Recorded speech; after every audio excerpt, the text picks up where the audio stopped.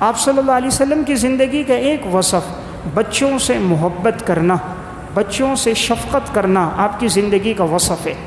آپ صلی اللہ علیہ وسلم کے بعد بچے لائے جاتے، آپ ان کو چومتے، بوسہ دیتے، سر پہ ہاتھ رکھتے۔ ایک اعرابی تھا، دیہات کا رہنے والا تھا، کہا یا رسول اللہ آپ بچوں کو چومتے ہیں، بوسہ دیتے ہیں، میرے تو 10 بچے ہیں، میں نے تو کبھی نہیں چوما۔ آپ نے فرمایا بھئی اللہ نے اگر تیرے دل سے رحم کو نکال دیا تو میں کیا کر سکتا ہوں؟ اللہ نے اگر تیرے دل میں شفقت نہیں ڈالی، رحم نہیں ڈالا تو میں تو کچھ نہیں کر سکتا۔ تو آپ کی زندگی کا ایک وصف بچوں پر مہربان، آپ کی زندگی کا ایک وصف بچوں سے کوئی بات ہو جائے درگزر کرنا۔ حضور کے پاس بچیاں لائی جاتی، بچے لائے جاتے جو پیدا ہوتے، تو عورتیں کبھی لے آتی، جیسے ہی بچہ پیدا ہوتا تو تحنیک کے لیے، تحنیک کہتے ہیں سب سے پہلی غذا کسی نیک آدمی کے ہاتھ سے دی جائے تاکہ بچے کے جسم میں جو پہلا لعاب جائے ایک نیک آدمی کا جائے اور اس کی زندگی میں وہ نیک اعمال سرایت کر جائیں۔ تو صحابہ میں اگر کسی کے ہاں بچہ ہوتا، بچی ہوتی، وہ آپ صلی اللہ علیہ وسلم کے پاس لے کر آتے۔ رسول اللہ صلی اللہ علیہ وسلم کھجور کو چبا لیتے اور پھر آپ اس کا لعاب اس کے منہ میں لگا دیتے تو بچہ پھر اس لعاب کو چاٹ دیتا۔ تو بسا اوقات ایسا ہوتا کوئی بچہ لایا جاتا، آپ جھولی میں رکھتے اور چبا رہے ہوتے، اس دوران بچہ پیشاب کر دیتا۔ کئی دفعہ ہوا بچے نے پیشاب کر دیا۔ ایسا بھی ہوا حسنین کو آپ نے سینے پر بٹھایا ہوا ہے، انہوں نے پیشاب کر دیا، تو ایک صحابی تھے غصے ہو گئے بچے پر اور ناراض ہوئے اپنی گھر والی پر، تمہاری وجہ سے آپ صلی اللہ علیہ وسلم پر پیشاب ہو گیا۔ حضور نے فرمایا کوئی بات نہیں، بچہ ہے۔ آپ نے اسے دیا، پانی منگوایا، دھو لیا۔ یعنی زندگی کا کوئی واقعہ ایسا نہیں ملتا کسی بچے نے آپ کے کپڑوں پر بول و براز کیا ہو اور آپ نے سختی کی ہو، منع کیا ہو، آئندہ بچے کو نہ اٹھایا ہو، آپ کی زندگی میں نہیں ملتا۔ یعنی آپ کی شفقت محبت اتنی ہے۔ آج کہتے ہیں کوئی بچہ ہے ہاتھ نہیں لگاتے، اٹھاتے نہیں ہیں، اس کو عیب سمجھا جاتا ہے، یہ آپ کی اپنی اولاد ہے۔ اولاد سے محبت رکھنا یہ سنت کا درس ہے۔ آپ کی زندگی کا ایک وصف بیٹیوں کے ساتھ حسن سلوک کرنا، بیٹیوں کے ساتھ اچھا برتاؤ کرنا، یہ آپ کی زندگی کا ایک سبق ہمارے لیے۔ اللہ نے آپ کو 4 بیٹیاں عطا فرمائی، 3 بیٹے عطا فرمائے۔ بیٹوں کا انتقال بچپن میں ہو گیا، آپ کی 4 بیٹیاں بڑی ہوئیں، 4 بیٹیوں کی شادیاں بھی ہوئیں، لیکن زندگی میں آپ کی 2 بیٹیوں کا انتقال ہو گیا۔ آپ کی ایک صاحبزادی حضرت فاطمہ رضی اللہ تعالیٰ عنہا آپ صلی اللہ علیہ وسلم کی وفات تک زندہ رہی ہیں۔ وفات کے بعد صدمے میں 6 مہینے کے بعد ان کا بھی انتقال ہو گیا تھا۔ جب حضور کا انتقال ہوا تو اتنا گہرا صدمہ تھا ان کے لیے، 6 ماہ بعد یہ بھی دنیا سے چلی گئی۔ اب آپ کی زندگی کا وصف اپنی بیٹیوں کے ساتھ کتنا حسن سلوک ہے کہ جب بھی حضرت فاطمہ رضی اللہ تعالیٰ عنہا آتی، آپ صلی اللہ علیہ وسلم کھڑے ہو کر استقبال کرتے، آپ کھڑے ہو کر ان کا ہاتھ لیتے، بوسہ دیتے، چادر ہوتی نیچے بچھا کر چادر پہ بٹھاتے۔ حضرت فاطمہ بھی آپ کے ہاتھ کا بوسہ لیتی۔ حضور کہیں سفر میں جانا ہوتا، حضرت فاطمہ کے گھر جاتے، سفر سے واپس آتے، فاطمہ کے گھر آتے۔ حضرت فاطمہ کی اولاد حسن اور حسین نواسے۔ آج ہمیں پوتے تو بڑے پسند ہوتے ہیں، نواسے پسند نہیں ہوتے۔ آج دادا پوتے کو چاٹے گا، پوتی کو سے محبت کرے گا، پوتے کو لے کے گھومیں گے، لیکن عموماً نواسوں سے ایسی محبت نہیں ہوتی، نواسیوں سے ایسی محبت نہیں ہوتی۔ لیکن امام الانبیاء کا کیا طریقہ ہے، آپ خطبہ دے رہے، حسن اور حسین مسجد آ رہے، راستے میں آتے ہوئے چونکہ بچے تھے تو آتے ہوئے پاؤں ٹکراتے گر جاتے، پھر گر جاتے، آپ نے خطبہ چھوڑا، دونوں کو اٹھا کر لے کر آئے، اپنے سامنے بٹھایا، فرمایا اللہ نے سچ کہا ہے، انما اموالکم و اولادکم فتنہ، مال اور اولاد آزمائش ہے۔ میں نے ان کو دیکھا یہ گر رہے تھے، مجھ سے برداشت نہ ہوا، اس لیے میں ان کو اٹھا کر لایا، اپنے سامنے بٹھا دیا۔ تو آپ کی اپنے نواسوں سے ایسی محبت، اپنی بیٹی سے آپ کی ایسی محبت۔ جب آپ صلی اللہ علیہ وسلم دنیا سے پردہ فرما رہے ہیں، آخری آپ کا وقت ہے، تو آپ نے حضرت فاطمہ رضی اللہ تعالیٰ عنہ کو قریب کیا۔ آپ دیکھ رہے تھے بیماری کے ایام میں حضرت فاطمہ پہ بڑا صدمہ تھا، آپ نے قریب کیا، انہیں تسلی دی اور فرمایا لگتا ہے میرا آخری وقت ہے، میں دنیا سے چلا جاؤں۔ حضرت فاطمہ رونے لگ گئیں۔ پھر آپ نے اسے قریب کیا، فرمایا فاطمہ مجھے لگتا ہے سب سے پہلے تم ہی مجھ سے ملو گی۔ عن قریب تم مجھ سے ملو گی۔ اور پھر وہی ہوا، 6 مہینے کے بعد حضرت فاطمہ رضی اللہ تعالیٰ عنہ کا انتقال ہو گیا۔ یعنی آپ کا اپنی بیٹی کے ساتھ اتنا حسن سلوک ہے۔ اس لیے سیرت کا ایک پہلو، اللہ نے بیٹی کی نعمت دی ہو، انصاف کیا جائے۔ عموماً ہمارے معاشرے میں بیٹے کی پیدائش پہ بڑا فخر کرتے ہیں، بہت خوشی کا اظہار کرتے ہیں۔ بیٹی کی پیدائش ہو جائے تو وہ خوشی کا اظہار نہیں ہوتا۔ بعض نادان اور بدبخت تو ایسے بھی ہوتے ہیں، بیویوں کو طلاق دے دیتے ہیں۔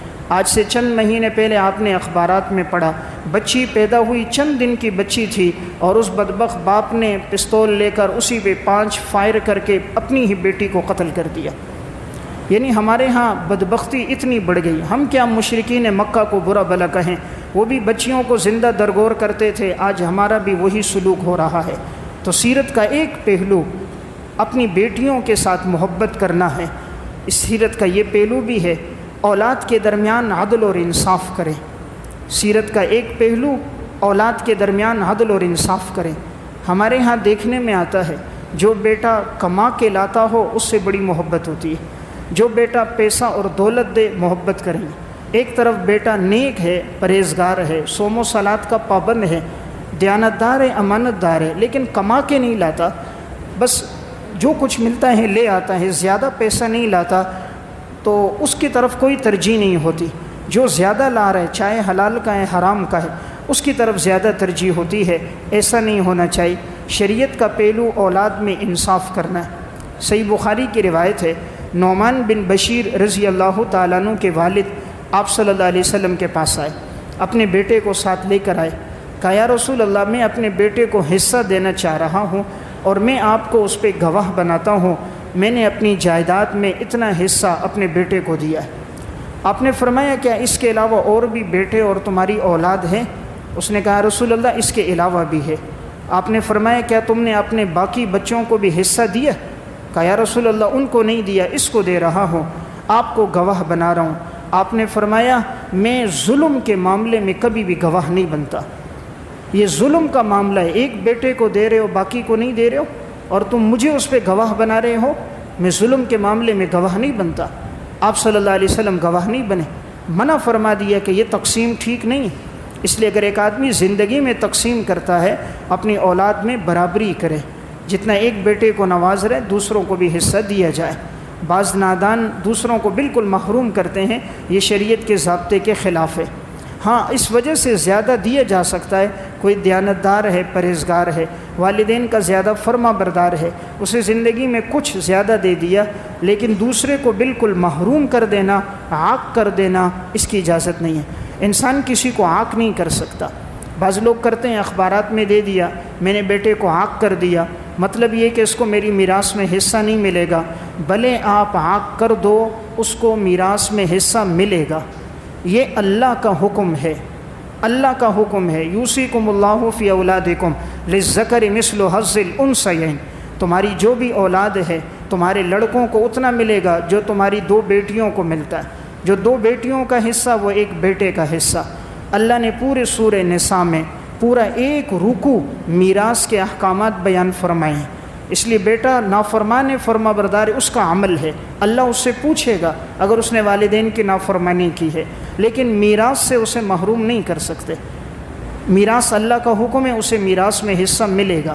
اس لیے بعض لوگ جو عاق کر کے میراث میں حصہ نہیں دیتے یا اسی طرح بیٹیوں کو حصہ نہیں دیتے، یہ شریعت کی خلاف ورزی ہے۔ دین نے لڑکے کے حصے کو لڑکی پر قیاس کیا، قرآن نے یوصیکم اللہ فی اولادکم للذکر مثل حظ الانثیین، ایک لڑکے کو اتنا ملے گا، اللہ فرماتا ہے جتنا تمہاری 2 لڑکیوں کو ملے گا۔ یعنی لڑکی کو مقیس علیہ مشبہ بھی بنایا، لڑکے کو مشبہ بنایا، لڑکے کے حصے کو لڑکی پر قیاس کر کے بتایا، تو معلوم ہوا لڑکی کو حصہ دینا ضروری ہے۔ اگر ایک آدمی اپنی بیٹی کو حصہ نہیں دیتا یا ایسی وصیت کر کے جاتا ہے، یا بھائی والد کی وفات کے بعد اپنی بہن کو میراث میں حصہ نہیں دیتے، مال کھا جاتے ہیں، تو جیسے شراب پینا حرام ہے، زنا کرنا حرام ہے، سور کا گوشت کھانا حرام ہے، بہن کی میراث کے مال کو کھانا بھی اسی طرح حرام ہے۔ جس خدا نے ان چیزوں کو حرام کیا، اس رب نے اس کو بھی حرام کیا۔ یہ صرف ہماری باتوں سے حلال نہیں ہوتا، ہم کہتے ہیں جی ہماری بہن نے معاف کر دیا، ہم نے اس سے کہا تھا اس نے معاف کر دیا، وہ تو بیچاری شرما شرمی میں معاف کر رہی ہے، اس کا حق اس کے ہاتھ میں دو، وہ پیسہ اس کے ہاتھ میں دو، یہ آپ کا حصہ ہے والد کی میراث میں، اس کے بعد وہ قبضہ کرے، نہیں لینا چاہے آپ کو دے دے تو ٹھیک ہے۔ لیکن آج تک کون ہے جس نے ایسا کیا ہو؟ صرف زبانی اس سے کہہ دیتے ہیں، وہ شرم و حیا میں بھائی کی لاج رکھتے ہوئے خاموش ہو جاتی ہے، ٹھیک ہے مجھے نہیں چاہیے۔ بعض یہ کہتے ہیں جی ہم نے اس کو جہیز میں حصہ دے دیا۔ جہیز میں حصہ دینے سے میراث ادا نہیں ہوتی، میراث موت کے بعد ہوتی ہے۔ جہیز آپ نے دنیا میں دیا، جہیز آپ نے اس کو اپنی دنیا میں دیا، آپ نے اپنی مرضی سے دیا، اللہ نے تو نہیں کہا جہیز دو، یا اللہ کے رسول نے کہا۔ جہیز کا حکم شریعت کا حکم نہیں ہے، وہ ہم اپنی ناک کو بچانے کے لیے دیتے ہیں، ہماری ناک نہ کٹے، کیونکہ ہم ناک پہلے رکھتے ہیں، اسلام کو بعد میں رکھتے ہیں، ہم معاشرے کو پہلے رکھتے ہیں، دین کو بعد میں رکھتے ہیں۔ وہ تو ہم نے ناک بچانے کے لیے کیا۔ 6 قسم کے کھانے ہونے چاہیے، 7 لاکھ روپے کا جہیز ہونا چاہیے، 4 لاکھ کا سونا ہونا چاہیے، بارات میں 20 گاڑیاں ہونی چاہیے، یہ تو دنیا کو بتانے کے لیے کیا۔ جس کا رب نے حکم دیا تھا اسے حصہ دو، اس پر ہم عمل نہیں کرتے۔ اسی طرح بعض بھائی دیکھنے میں یہ آتا ہے، والد کا انتقال ہوا، بڑے بھائی سارے مال پہ قابض ہو جاتے ہیں، چھوٹا تو ابھی بچہ ہے، پڑھ رہا ہے، جب وہ جوان ہوتا ہے اپنا حصہ مانگتا ہے، بڑا بھائی کہتے تو سب میں نے کمایا، یہ تو میں نے کمایا، تجھے پڑھایا لکھایا، تیرا حصہ کوئی نہیں ہے۔ بھائی جیسے تو میت کا بیٹا ہے یہ بھی بیٹا ہے، جتنا تیرا حق ہے اتنا اس کا بھی حق ہے، شریعت نے دونوں کو برابر حق دیا ہے۔ اگر کوئی 1 دن کا بچہ بھی ہے اس کو بھی میراث میں وہ حصہ ملے گا جو دوسرے بھائی کا حصہ ہے۔ شریعت نے اس کو نہیں دیکھا اس نے کمایا نہیں کمایا، اگر اس نے کوئی کمایا اپنے مال میں سے وہ اس کا مال ہوگا۔ باپ کے مال میں اگر یہ شریک رہا، باپ کے ساتھ خدمت کرتا رہا تو وہ تو باپ کا مال ہے، تو جب وہ میراث تقسیم ہوگی جتنا دیگر بیٹوں کو ملے گا، جو بچہ تھا 4 سال 5 سال کا تھا اسے بھی اتنا ہی حصہ ملے گا۔ جو بڑے بھائی عموماً قابض ہو جاتے ہیں، چھوٹوں کو حصہ نہیں دیتے، یہ مال ان کو نصیب بھی نہیں ہوتا، اور آخری وقت بڑی تکلیف میں ان کا گزر جاتا ہے۔ موت کے وقت، جان کنی کے وقت جان نہیں نکلتی، یہی مال جو جمع کیا ہوتا ہے اولاد نافرمان ہو جاتی ہے، لا علاج بیماریوں میں مبتلا ہو جاتا ہے، بیوی بد اخلاق ہو جاتی ہے، حرام کا سارا مال حرام کے راستے پہ لگ جاتا ہے۔ ایک جگہ میں نے اسی موقع پر اس طرح بیان کیا، ایک شخص بعد میں ملا سفید ریش تھا، رو رہا تھا، اور وہ یوں جھولی پھیلا کر کہتا تھا، اللہ میرے بھائی کو جہنم کے سب سے نچلے حصے میں جلائے، جہنم کے سب سے نچلے حصے میں اللہ میرے بھائی کو جلائے۔ تو میں نے پوچھا کیوں؟ اس نے کہا کہ میں اپنے بھائی کے ساتھ کام کرتا تھا، والد کا انتقال ہوا، بڑے بھائی نے کہا دونوں مل کے کاروبار کریں گے، سارا دن میں مزدوری کرتا، وہ بیٹھا ہوتا میں کام کاج کرتا رہتا، تو جو مزدوری ہوتی ہم ساتھ تھے۔ آج تقریباً 20 سال کے بعد اب میرے بچے جوان ہو گئے، میں اس سے کہتا ہوں مجھے میرا حصہ دو، جو باپ کے مال میں میرا حصہ، جائیداد میں میرا حصہ۔ کہا تیرا تو کوئی حصہ نہیں، تو 20 سال ساتھ رہا، یہاں کھایا پیا۔ اس نے کہا 20 سال تو میں نے محنت بھی کی، مزدوری بھی کی، تیرے ساتھ ہاتھ بٹایا، تجھے کرسی پہ بٹھایا، کام کاج میں نے کیا۔ کہا آج نتیجہ یہ ہوا میرے بچے جوان ہو گئے، اس نے مجھ سے مکان کی چھت بھی لے لی، طاقتور تھا، مقدمہ دائر کر کے FIR کٹا دی، مجھے گھر سے نکال دیا۔ اب میرے بچے جوان ہیں، سر چھپانے کی جگہ کوئی نہیں، اور یہ میری سفید داڑھی ہے۔ تو وہ بھائی یوں کہتا تھا، مفتی صاحب اللہ میرے بھائی کو جہنم کے سب سے نچلے حصے میں جلائے۔ پھر وہ کہنے لگا 3 مہینے ہو گئے وہ بستر پر ہے، جان نہیں نکل رہی اس کی، نہ بات کر سکتا ہے، نہ منہ میں لقمہ ڈال سکتا ہے، خوراک کی نالیاں اس کو لگی ہوئی ہیں۔ خدا اسی طرح تو بتاتا ہے، پتھر تو نہیں مارتا، زمین میں تو نہیں دھنساتا، یہی تو طریقہ ہے سمجھانے کا۔ انسان ہے جو نادان ہے، ان چیزوں سے سمجھتا نہیں ہے۔ اللہ رب العزت کی ذات بڑی طاقتور ذات ہے، اس لیے کبھی بھی اپنی قوت پر، اپنے عہدے پر، اپنی طاقت پر انسان اس کا سہارا لے کر رب کے حکم کی نافرمانی نہ کرے۔ اللہ کی پکڑ بڑی سخت ہوتی ہے، رب العالمین عارضی مہلت ضرور دے دیتا ہے، انجام اس کا اچھا نہیں نکلتا۔ جس اولاد کے لیے کیا ہوتا ہے وہی اولاد بدنامی کا ذریعہ بن جاتی ہے۔ آپ دیکھنا معاشرے میں جنہوں نے اس طرح کیا، میراث میں بہنوں کو بھائیوں کو حصہ نہیں دیا، انہی کی اولاد بد اخلاق ہوتی ہے، وہی مال منشیات میں، ڈکیتی میں، قتل و غارت گری میں، چوری کرنے میں، لوگوں کی عزتوں کو لوٹنے میں وہی مال سارا صرف ہو جاتا ہے۔ پھر گناہ تو اس کے سر پر ہوگا، بچوں نے جو عیاشی کی، یہ حرام کا مال اس نے ان کے لیے جمع کیا، سوال تو اس سے آگے ہونا ہے۔ کہ تو نے حصہ بھی نہیں دیا، اولاد کے لیے حرام بھی جمع کیا۔ اس لیے میں عرض کر رہا تھا آپ کی زندگی کا ایک پہلو ہمارے سامنے ہے، شریعت نے بڑی تاکید کے ساتھ ان احکامات کو بیان کیا ہے، ہمیں چاہیے ہم ان احکامات پہ چلیں، وصیت کر کے جائیں کہ جو دین کا حکم ہے میراث میں وہ حصہ بیٹوں کو بھی ملے، جو شریعت کا حکم ہے وہ حصہ بیٹیوں کو بھی ملنا چاہیے۔ یہ بیٹی بھی تو آپ کے نطفے سے پیدا ہوئی ہے، یہ کہیں اور سے تو نہیں آئی، آپ کی طرف اس کی نسبت ہو رہی ہے، آپ اس کے والد ہو، تو پھر اس میں انسان کیوں اسے حصے سے محروم کریں؟ رب کی طرف سے آتا ہے۔ بیٹیاں ہونا منحوسی ہونے کی نشانی نہیں ہے، اگر یہ نحوست ہوتی اللہ اپنے پیغمبر کو 4 بیٹیاں نہ دیتا۔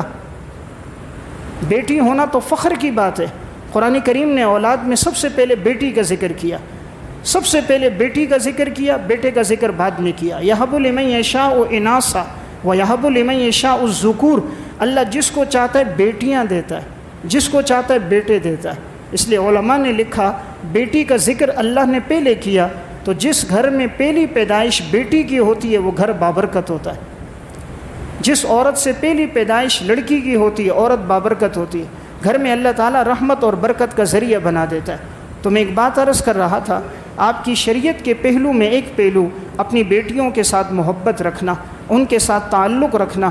دیکھنے میں آتا ہے بیٹا بہو آئیں بڑا استقبال ہوتا ہے، بڑے کھانے بنتے ہیں، اگر بیٹی کبھی آ جائے مہینے بعد سال بعد تو اس کے آنے سے باپ بھی پریشان ہو جاتا ہے، بھائی بھی پریشان ہو جاتے ہیں۔ ہمیں جو محبت بیٹوں سے ہو وہ بیٹیوں سے ہو، ان کے آنے پر پیشانی پہ 12 نہیں بجنے چاہیے، اولادیں ان کے آنے پر استقبال ہو، جیسے امام الانبیاء نے اپنی بیٹی کا کیا ہے، ان کا بھی مال میں حق رکھا جائے۔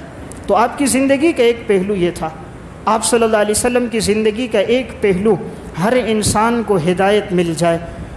آپ کی زندگی میں یہ وصف بھی بڑا نمایاں تھا۔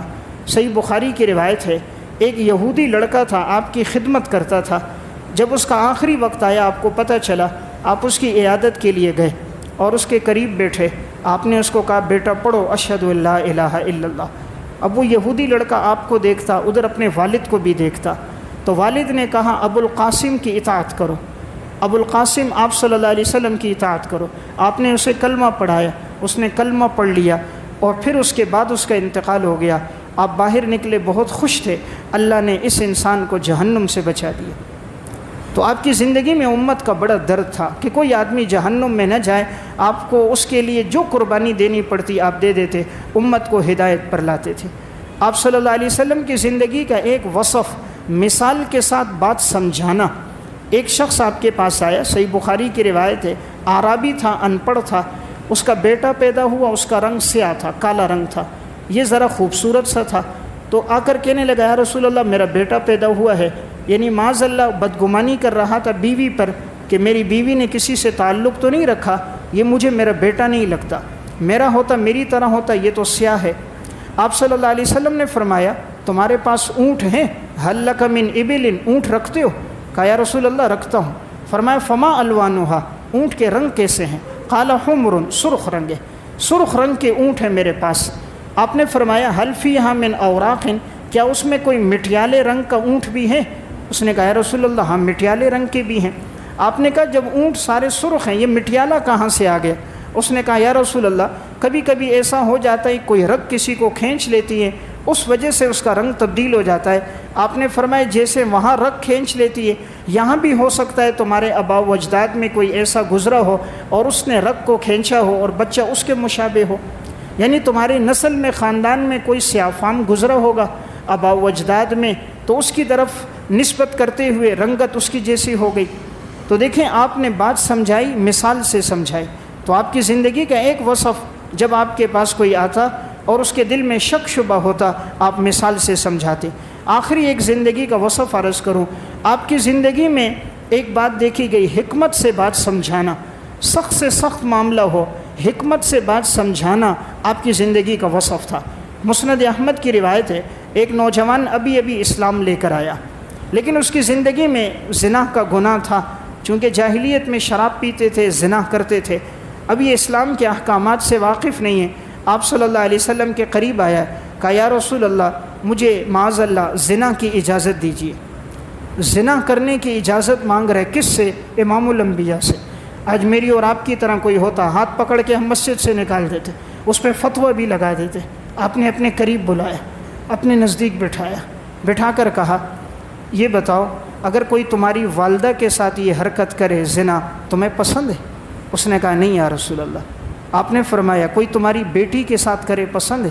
کہا نہیں یا رسول اللہ۔ آپ نے فرمایا کوئی تمہاری ماں کے ساتھ زنا کرے تمہیں پسند ہے؟ کہا نہیں یا رسول اللہ۔ پھر آپ نے پھوپھی کا، خالہ کا رشتے گنوائے، کہا جب تم نہیں پسند کرتے ہو، تم جس سے یہ حرکت کرو گے وہ بھی کسی کی یا بیٹی ہوگی یا کسی کی بیوی ہوگی یا کسی کی بہن ہوگی۔